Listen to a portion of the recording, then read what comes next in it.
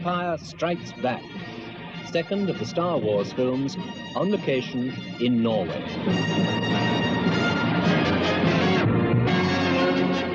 With a budget of $18 million and rising, the snow has to be real.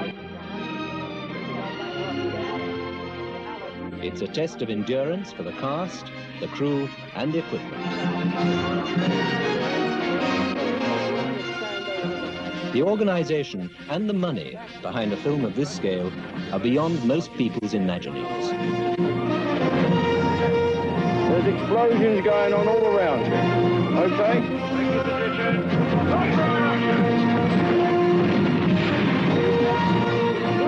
Yet when the editing is finished, the pressure will focus on one man whose work can make or mar the end result. The composer, John Williams.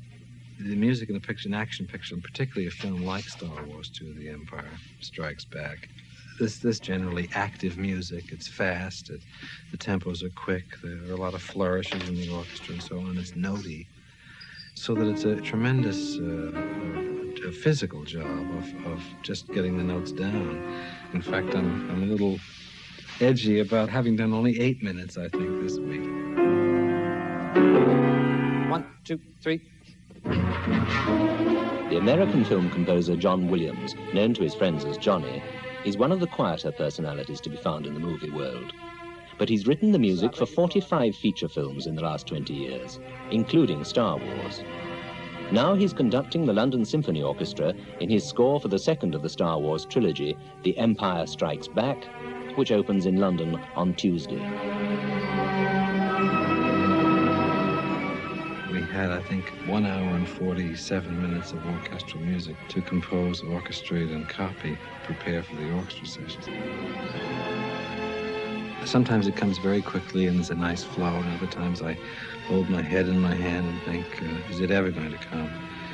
I guess you want to stand under the right kind of rays from heaven, or hope that the muses will not desert us.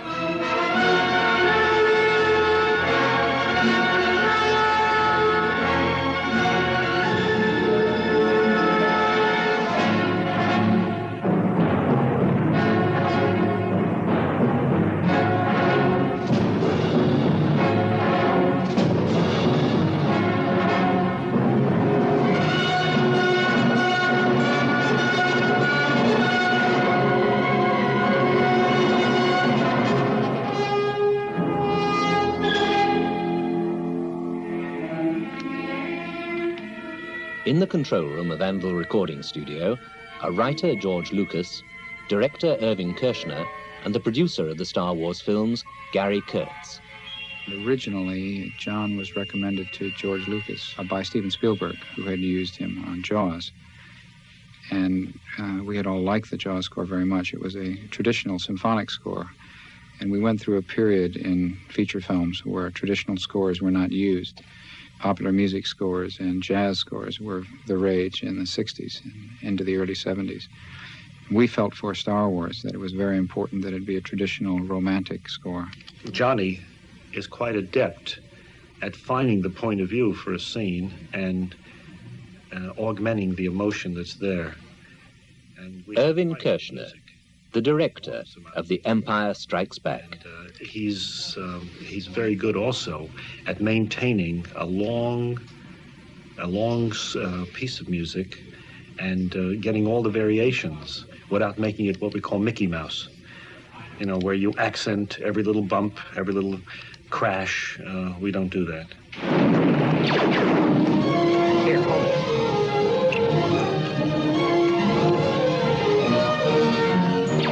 Star Wars is a sort of space fable, with a good republic and a bad empire, rebels, robots, Jedi Knights, and a princess. In the first film, there's a battle aboard the Empire ship, the Death Star, which leads to a duel with lightsabers between two of the Jedi Knights.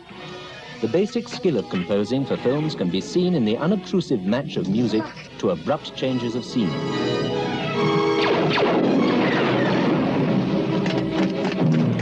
They may be splitting up. They may be on level 5 and 6 now, sir. Heading out on the left.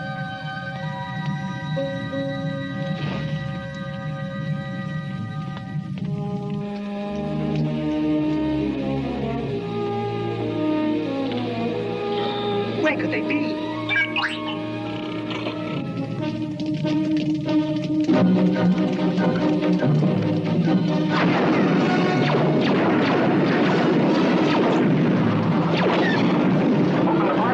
Open the blast doors.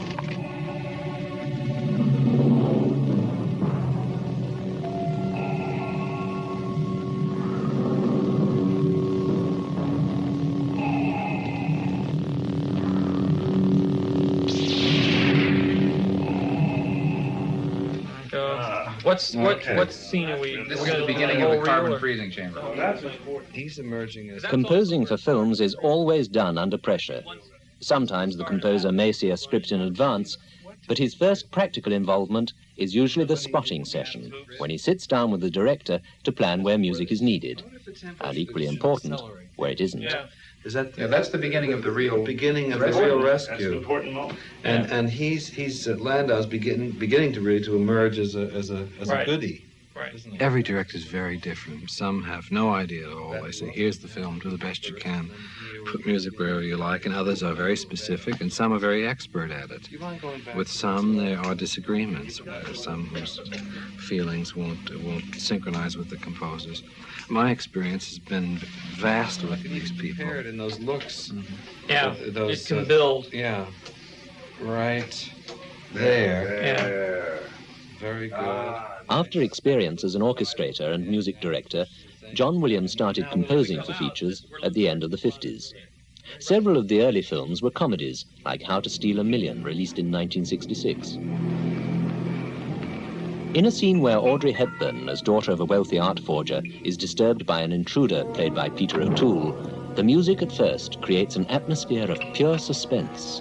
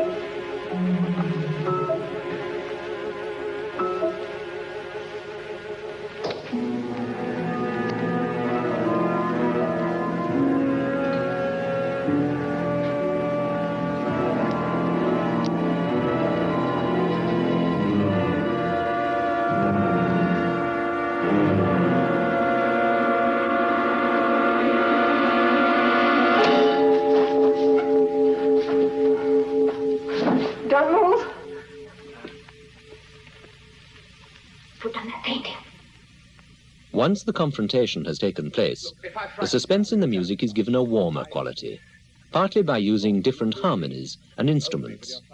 This tells, before the pictures do, how their relationship is going to develop. Anyway, you frightened me, so we're even. Don't be impudent. That thing isn't loaded, is it? Of course it is.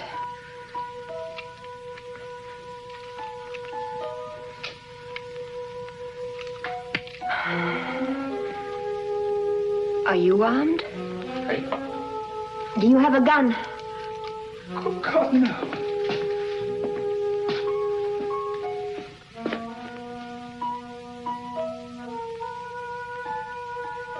Well, I'm going to let you go. I don't know why, but...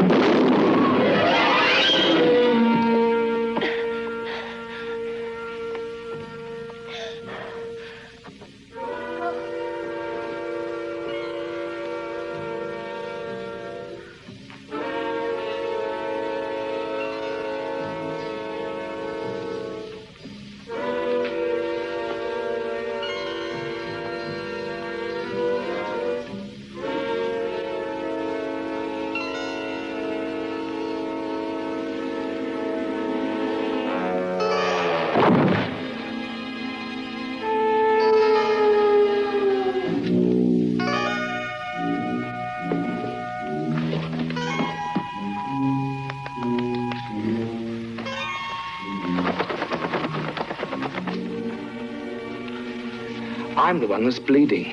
With experience, the composer will begin to have a sense of what's going to work in a scene, what's going to be audible, where he's got a chance to come through, where he ought to hold back, where he should go into a holding pattern and let something else come through, and then move into the next whole, if there is one, or introduce a fragment of a melody here. In Guide for the Married Man, another of the 60s comedies scored by John Williams, Walter Matthau plays a middle-aged married man nervously planning his first extramarital affair. In this scene, where he surprises a friend in a similar situation, there are no words. Music is the dialogue.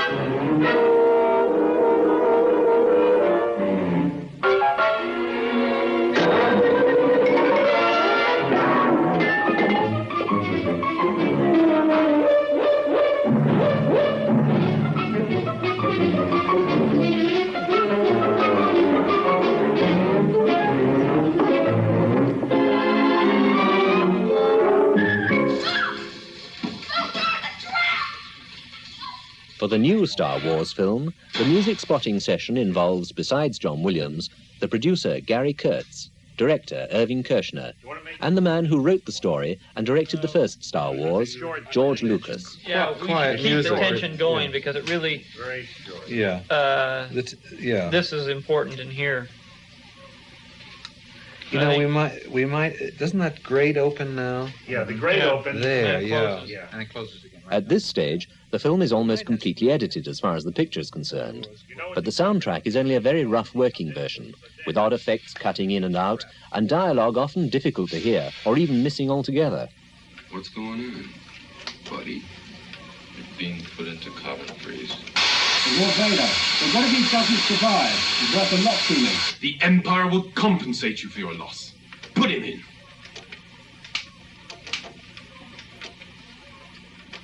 Stop, Chewie! Stop! Stop! Stop! Listen to me! Stop! Oh, please! Oh, hey! Listen to me, Chewie! Chewie, This is marvelous. This is very touching here, I think. I need you to protect her. All that. I love that. Is that? That's where it was. Yeah. That's what I was thinking of the princess. Of what? Instead of saying her. Yeah.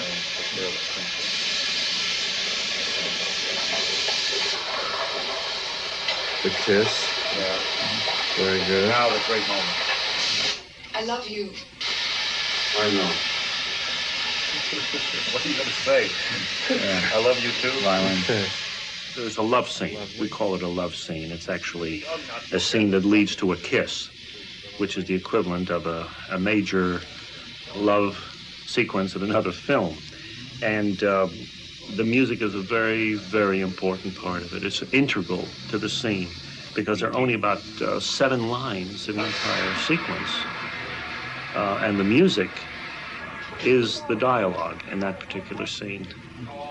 It tells us what she's feeling, because actually the two people are in open conflict.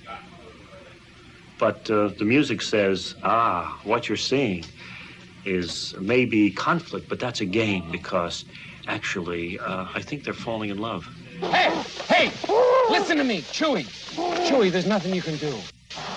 Although the film is far from finished, it's possible to compare the effect of this sequence, where the Princess Leia has to watch space pilot Han Solo being put into a carbon freezing chamber, with and without music. Here it is on its own.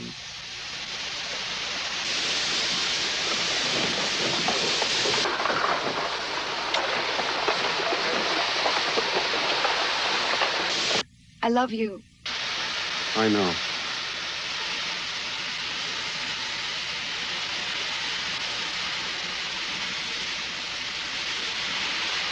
Okay. Yes, please. Now here it is with the orchestral recording mixed into the soundtrack. The flashing dots and the lines on the projection screen are a visual guide for the conductor to synchronize with the music score.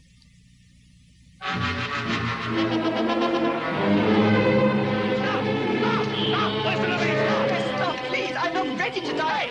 Hey, listen to me, Chewie. Chewie, this won't help me. Hey, take your strength. There'll be another time. Take care of her. You hear me?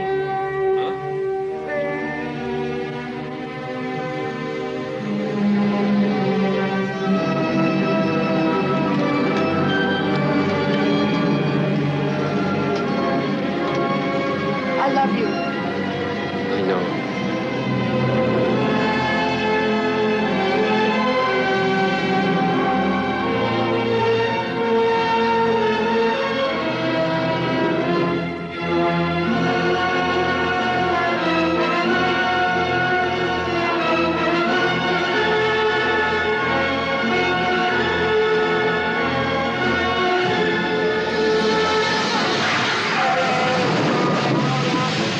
What's going on? Turn round.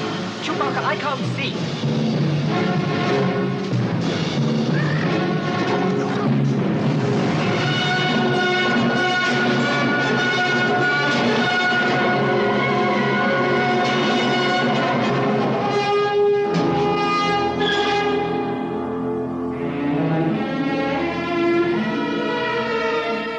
To put it in a positive way, it helps a great deal if you like the film. If it's something that one can empathize with, or if it's a subject that you can seriously benefit or enjoy working on, it's a great help. One has to be almost chameleon-like in the sense that you have to adapt your style to suit the fabric and texture of the film, the period of the film, time and place, and all the rest of it. So these are the things I think that present the greatest difficulties. This business of shifting into a new suit, really, almost every time out. Two films with completely contrasting scores by John Williams are Jane Eyre, released in 1971, and from the following year, a powerful film called Images, in which Susanna York plays a woman confronted by a confusion of images, both of herself and of the men in her life. The score is almost entirely atonal. It was a picture of some of you may remember about a schizophrenic woman, and music is very wild sounding. It's not electronic, but I used a lot of percussion instruments and non-conventional sources of sound. It's funny, I could have sworn I heard somebody. You sure he didn't come up here? Yeah. Absolutely, not at all. Yeah. Not at all. Yes, I'll be down in a minute. We finished the puzzle.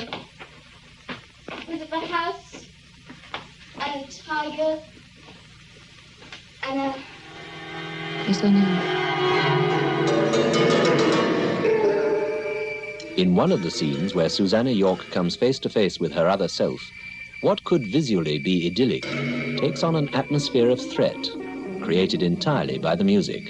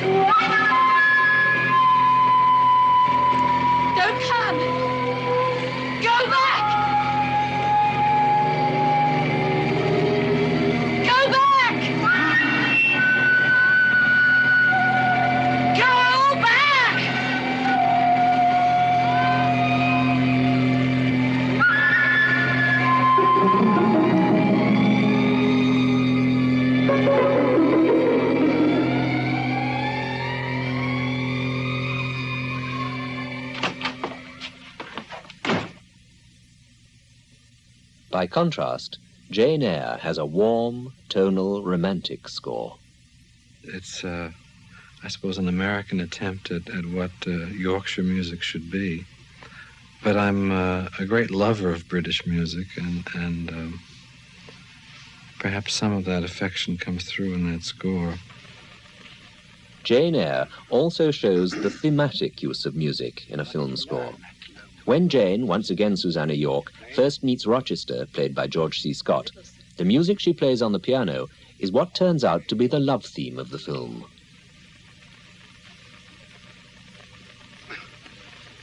Go to the piano. Play something.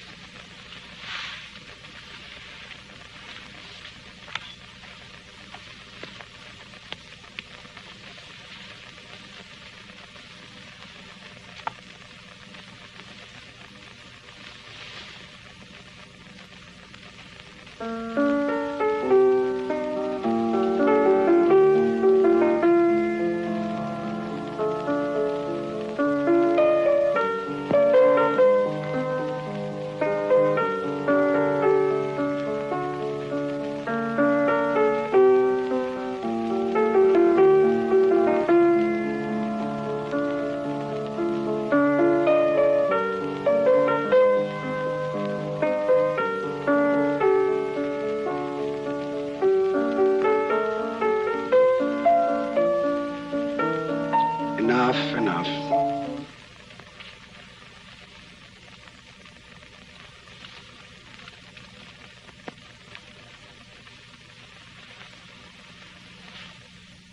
In a later scene, when Jane has rescued Rochester from a fire in his room, the theme reappears to indicate the awakening love between them.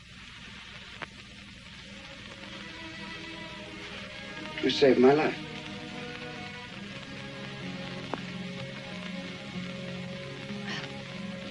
Good night, sir.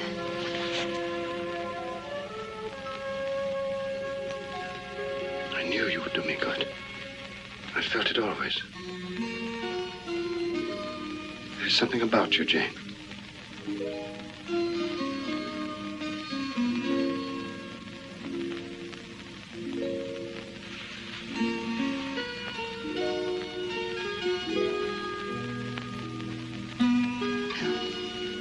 Good night, sir.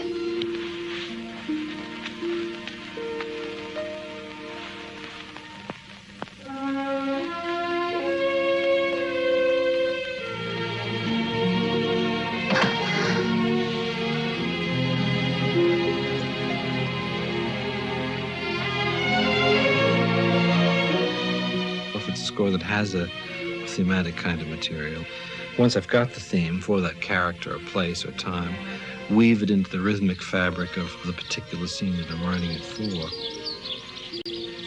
Sound effects are a big problem for a composer. You know, it's our great competition, the dubbing room, which is when all the sounds are being put together.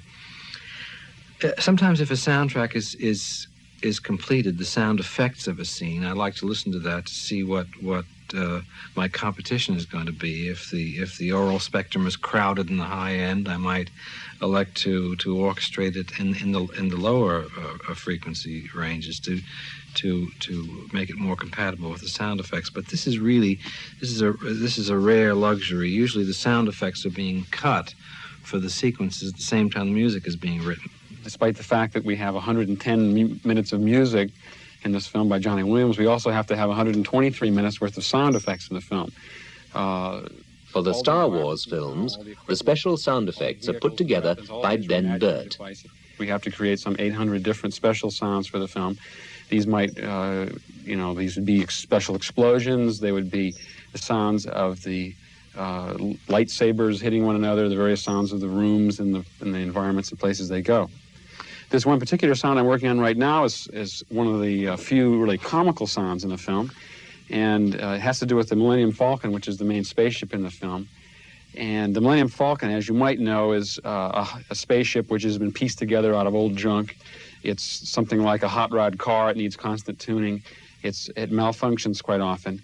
And as a recurring situation in the current film, the Millennium Falcon's hyperdrive constantly breaks down, and the hyperdrive is the system which allows it to go and fly greater than the speed of light. And to come up with a comical effect here, we've combined, I've laid out on the multi-track tape recorder over here 8 different sounds.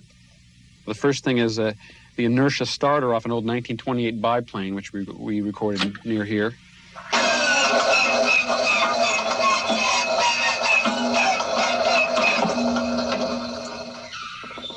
That's what that sound is. And going back through, we also have the sound of an air jet recorded in a dentist's office, and an air hiss, as if air is escaping from something. Whoops. It's fooling me. Here's the air hiss.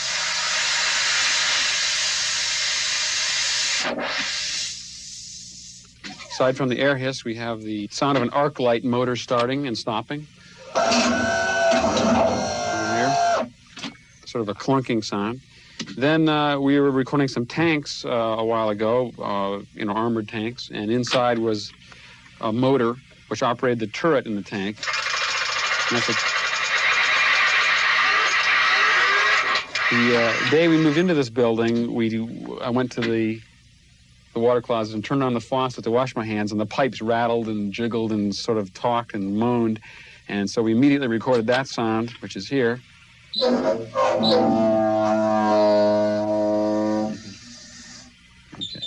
All right, now if we took all these sounds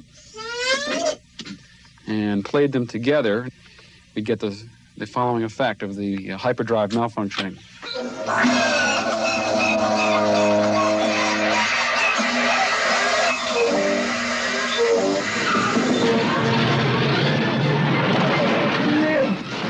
Let's get out of here. Ready for light speed? 1, 2, 3.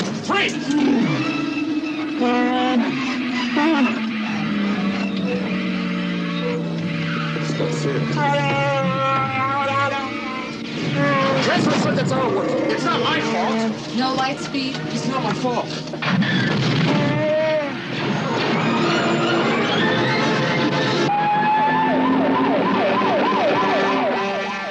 In Towering Inferno, where the fire in the prestigious new skyscraper burns for the greater part of the film, the excitement of action and sound effects carry the emotional weight for most of the time.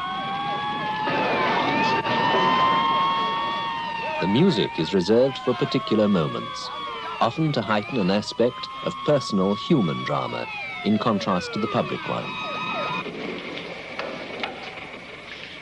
When Paul Newman, the architect of the burning building, is rescuing a child from a broken fire escape ladder, the uncertain tonality of John Williams' music emphasizes the mood of anxiety. You all right? You know, I got up all right, but I think I'm going to have a lot of trouble getting down. You think you could help me? Could you just hold on around my neck real tight? Come on, give it a try. Just put your arms around me, and you tell me what to do, okay? Put your legs tight. Okay, hold on tight. Hold on real tight now.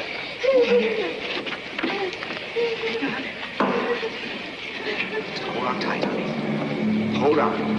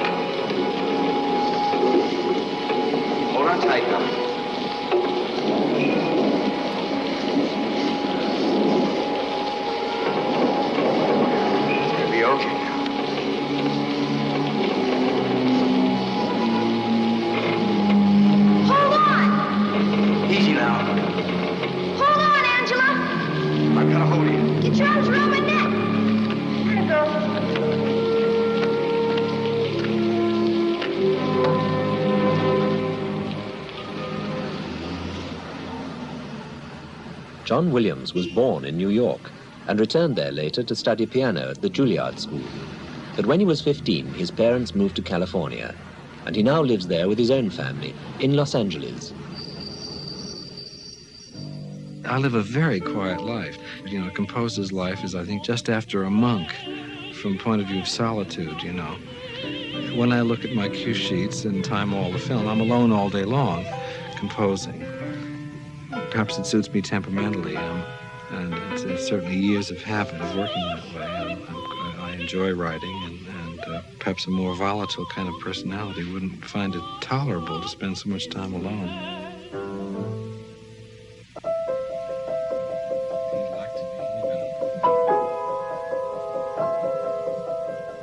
I love to play, and when I have time, I like to work at it. I love playing chamber music and perform a few times a year as much as I can with friends, either locally or wherever.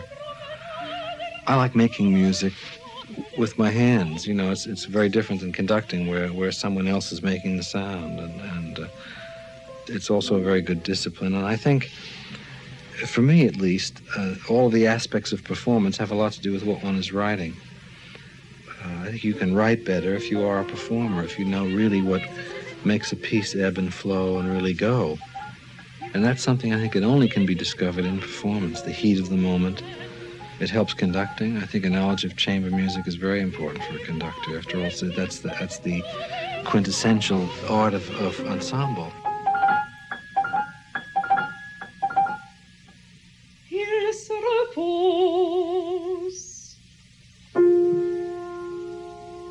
Puis il remonte sa minuscule montre.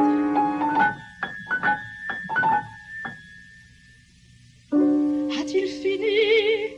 Est-elle cassée? Il se repose encore un peu. Lovely. One of the big problems in composing for film is the fact that it is a restriction. There's the inhibition of time, there's the inhibition of the amount of sound room that you've got. We've talked about sound effects before and dialogue. There's a lot of things that have to coexist with the music that in a concert hall one doesn't have to worry about. John Williams has written music for 4 films by Steven Spielberg. At 33, one of the most sought-after directors in Hollywood. Well, the first thing I think about is that when I look at a film all put together, it's dead. It's like lively death. The film moves and it's action-paced, but there's sometimes nothing behind the eyes of the movie. And for me, music has always brought out a kind of spirit, and the soul of the movie is evident once there is music to encourage it along. And I've always felt that music was always a necessity for a film, ever since The Great Train Robbery, when the little man in the orchestra pit on the tack piano played to the images of the picture. The music was an integral part of movies. And I think in the 1960s, people got away from that. They began to equate realism with lack of musical sound, the absence of music. And those were the days of the social commentary, when young filmmakers were afraid to be too theatrical or too sentimental. And I think now we've gotten back, fortunately for you and for me and for everybody else, we've gotten back to full-blown symphonic orchestrations behind movies. And in many cases, like Jaws worked very, very well as a film, but you had to see it without music to realize how effective it was with that score that John wrote. It was not the same movie without the score. Well, I think the music is often the unseen shark. We feel its presence through sensing the music. The thing that I picked up on the film in Jaws straight away was the rhythmic aspect of it. What's your name again? Chrissy. Where are we going? Swimming. It had such a forward thrust. This ostinato thing, boom, boom, boom, boom, boom, this sort of mindless little figure in the bottom of the orchestra that comes relentlessly at you as the film goes on. Wait, I'm coming! I'm coming! I'm definitely coming! Whoa! Call out! What?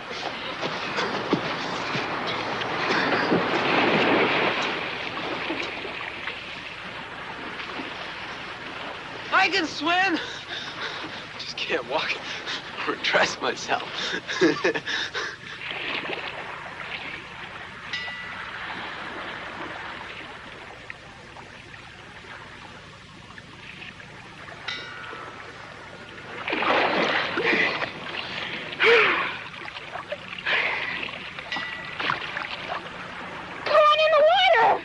Take it easy. Take it easy.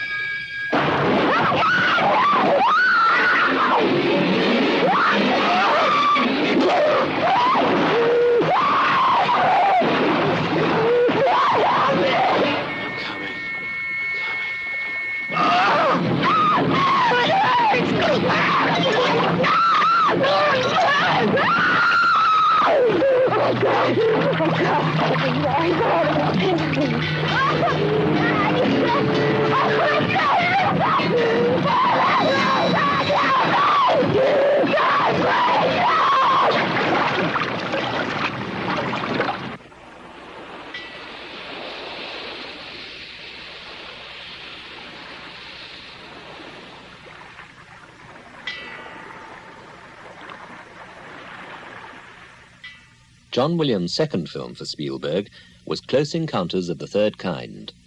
An intergalactic spaceship visits Earth, and a team of scientists tries to communicate with it, using music as a language. Stephen wanted 5 notes. I'm not sure why. I kept writing 5-note groups and then 7-note groups, and I found out that 7 really produced a melody more than 5. 5 didn't seem to be quite enough.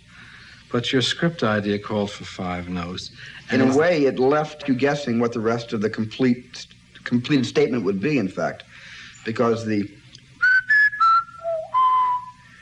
was Johnny, I think, went through how many on the piano over there? Like 1,000 permutations? I wrote about 200, actually. It seemed like 1,000. 200, 250. But you remember you had a math friend compute out of the 12 notes available, starting with 5 notes the same, and up through the 12 chromatic notes of the scale. The number of permutations possible was, I think, 134,800 and X.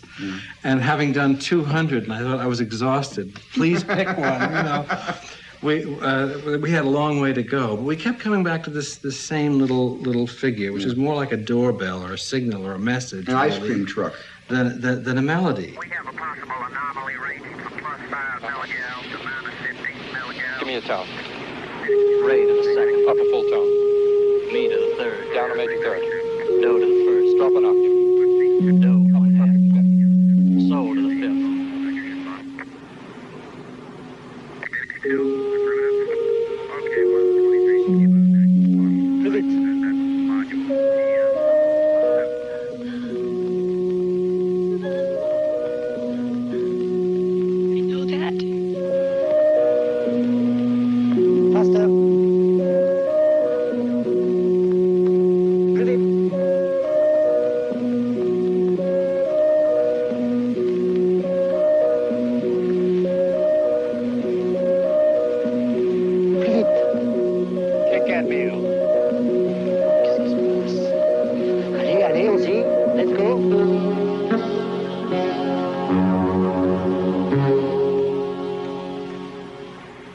Problem in that picture, in Close Encounters, was the conversation between the mothership and the computer bank of lights. And I tried every version of Moog synthesizer and electronic synthesizer of noises and all the rest of it, tape edits and everything else, to get a sound, a noise for the mothership, and a sound, a noise for the light board. And we eventually tried a tuba, half speed, double speed, reverberated, put through all kinds of sound enhancement devices. And the thing about the tuba was that the player had to breathe. He'd play a long phrase and then have to take a breath, and there was effort behind it, and it seemed to humanize the mothership.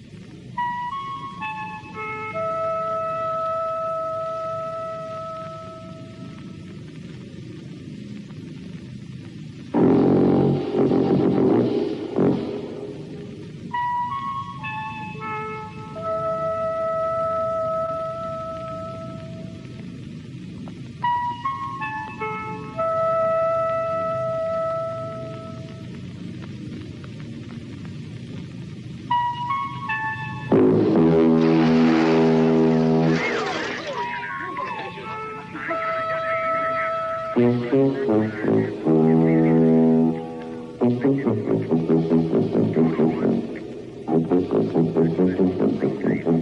may take 2 years to shoot a film, but we may have 8, 10, or 12 weeks to do all the editing, the mixing of the sound, the composing and recording of the music, for financial reasons and reasons of a distribution of the film and theater availability and so on. We have not all that much time. That's a composer really needs to write with fluidity to do well consistently in film.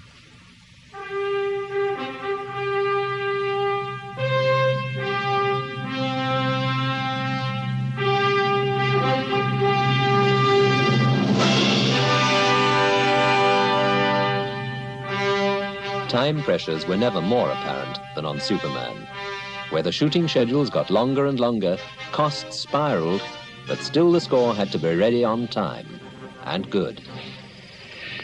The first thing we got to do when we get home is find out who that boy's proper family is. The small boy who will become Superman first arrives on Earth by space capsule from his destroyed home, the planet Krypton. Martha, are you... He's found by the Kents, who have no children of their own and decide to adopt him. The Superman theme is quietly introduced when the boy first shows his superhuman qualities. Oh, Martha. Jonathan, he's only a baby. Martha, now you saw how we found him, you know. Martha, Clark Kent, are you listening to what I'm saying?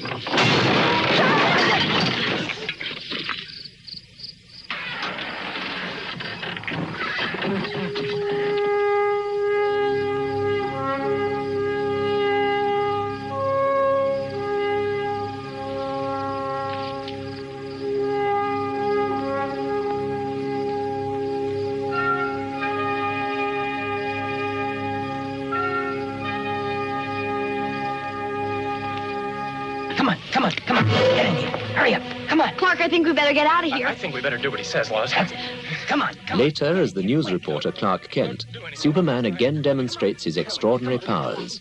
And again, the theme music quietly underlines the moment. You could hurt somebody with that. Yeah. Sorry. Okay. Hold it there. Just a minute, mister. Just a minute. Now, I realize, of course, that times are tough for some these days, but this isn't the answer. You can't solve society's problems with a gun. You know something, buddy? You're right. I'm going to turn over a new leaf. Good for you, sir. That's the spirit. See, he doesn't really want to hurt anybody. Uh-huh. Right after I ripped off this lady's purse. Of course. Now, come on, lady. Hand it over. Lois, I think maybe you better... Lois, what are you doing?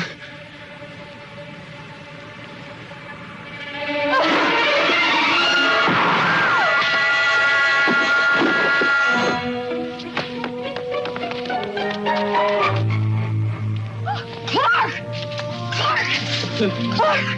Are you all right, Clark? What happened? Golly, I guess I must have fainted. Fainted?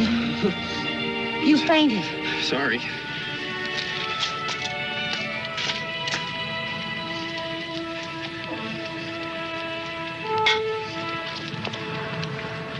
The spotting sessions for The Empire Strikes Back took place in George Lucas's editing rooms in San Rafael, a few miles out of San Francisco. The rest of the music work, apart from the final recording, is done at 20th Century Fox Studios in Los Angeles. Many of the buildings here have facades that were once used as film sets. Even the front of the music editing office doubles as an elegant house exterior.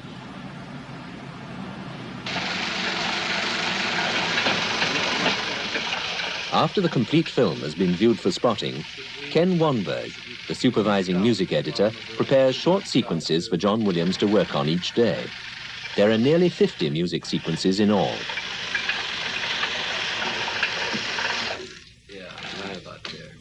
He also prepares detailed cue sheets, showing the timings of the various shots in fractions of a second. Wow. Feels strange.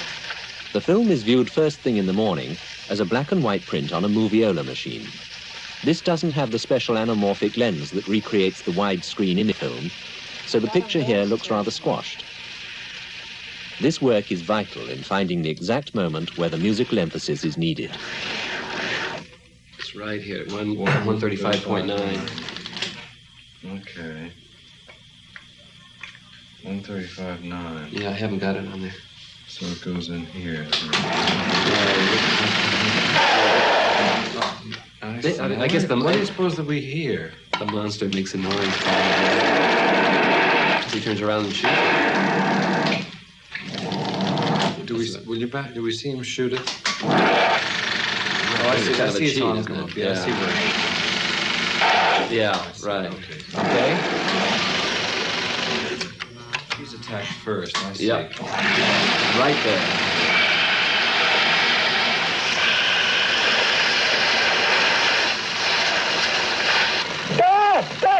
Get rid! Shoot!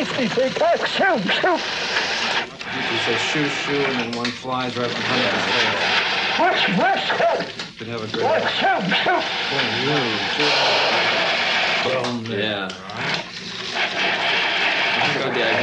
They'll have a huge rumble in there. 207.3. Back in his own office, John Williams spends the day writing the music for the sequence he's been viewing. Perhaps 2 or 3 minutes of music in the day. My own practice in films is to use an orchestrator when the budget will allow and when time won't permit my doing it myself. Lately, the films that I've been working on have required so much music in the last 8 or 10 years that I've developed a long and wonderful relationship with Herb Spencer. Shanti? Right here, senor. You want these things with the pianos similarly to the way we did them? I, at the piano, sketch on a 10 or 8 line sketch pad. So on 6, 8, or 10 lines of sketch, I can indicate very precisely what the orchestration ought to be. But if I then had to put that on 32 lines or 50 lines in the orchestra, I would be slowed up by about 100%. So I can do approximately 2 minutes of score a day with Herb's help. Let me do it that way. Bon. Okay. That's good. When he's finished his day's composition, he takes it back to Ken Womberg for a final check against the picture. 12.4 coming out.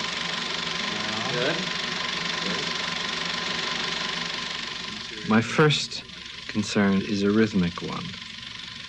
I sense a speed to film. Every scene seems to have an underlying tempo, or a series of tempi, a whole set of them, perhaps, at different levels.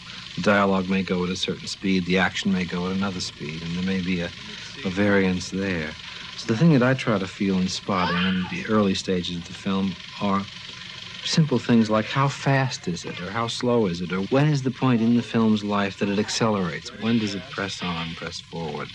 When are the brakes put on? I think, in my mind, that's my first consideration. Okay, rumble starts about now, right? Yep. Okay. That looks pretty good. Measure 2 really is Darth Vader's ship. We see the Imperial ship there. Hence the big Vader theme at that bar. But finally, at the end of a long day, he goes through the score with Herbert Spencer, who will arrange it for orchestra the next day.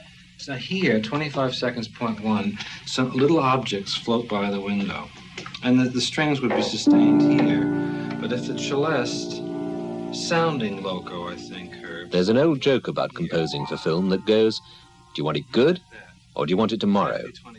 With only 6 weeks to the recording sessions, and over 100 minutes of music still to be written, inspiration has to be immediate. I suppose composers for centuries have complained about this. I think of Mozart having to produce a mass for Sunday for the Archbishop, or Haydn writing something for Esterhazy on demand.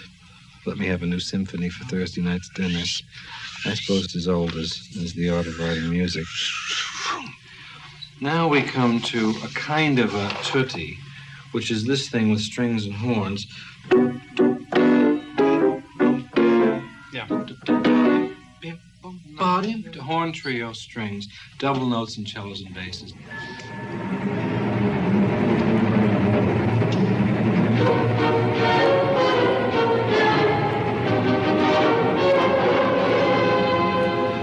little over 7 weeks after the spotting sessions in California, the orchestral recordings start at Anvil Studios just outside London.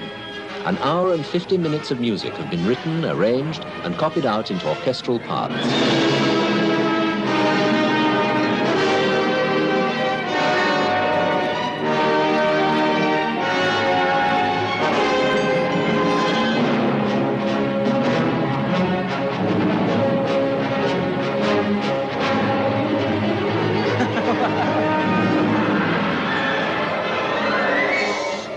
Oh, boy.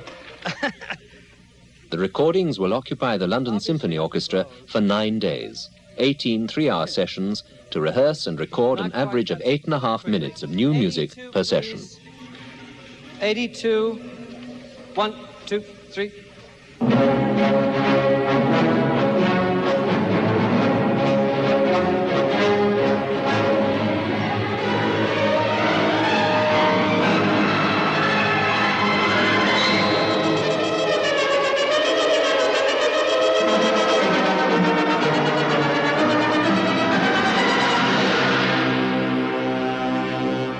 Bravo, gents. Good reading. Good for you, Lionel, the opening? Fine. Lionel Newman, head of music at Fox Studios and a notable film composer in his own right, sits with the mixer Eric Tomlinson, checking that all the detail in the score is being heard through the speakers. Come back, man. What happens if I get caught? That's all. Producer, director, writer, and music editor have all flown over from America for these recordings. Give us a break on that. Going on, number 10, please. Number 10. From that very spot, gents. Number 10 and going on. At the center of it all is the composer, probably unknown to most of the public, but vital to the success of the film.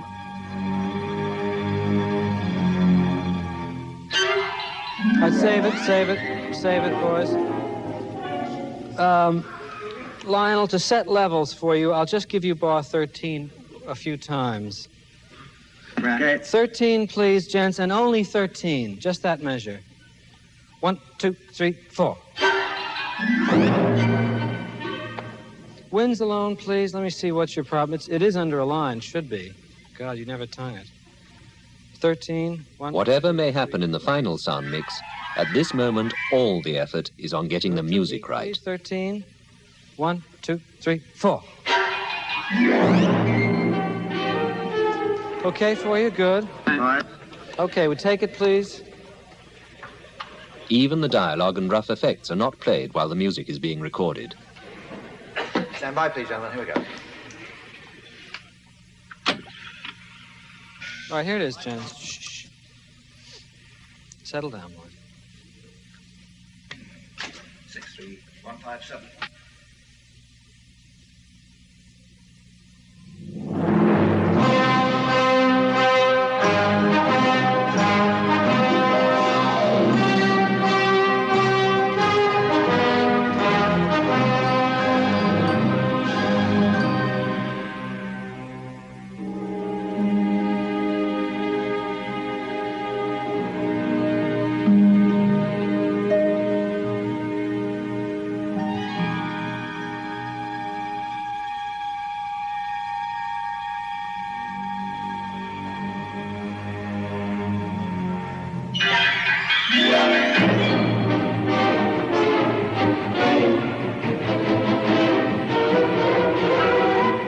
At this stage, no one knows exactly what the final soundtrack will be like.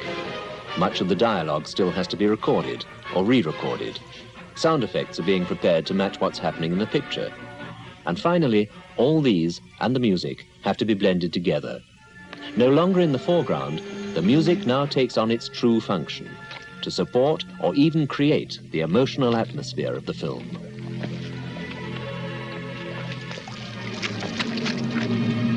This ground sure feels strange. Doesn't feel like rock.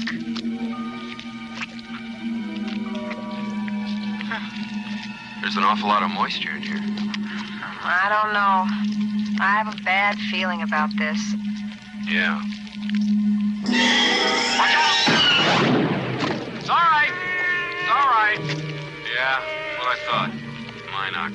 Chewie, check the rest of the ship. Make sure there are no more attached. Chewing on the power cables. Minox. Go on inside. We'll clean them off if there are any more.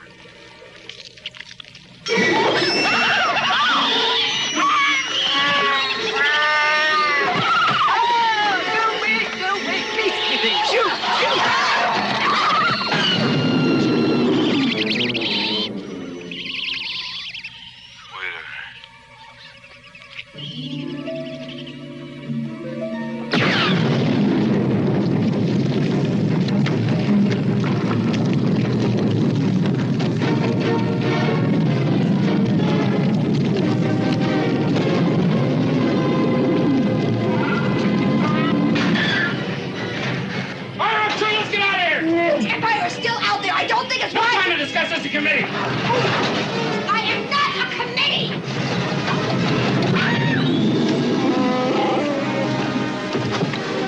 You can't make the jug of light speed in this asteroid field. Ground, sweetheart, we're taking off.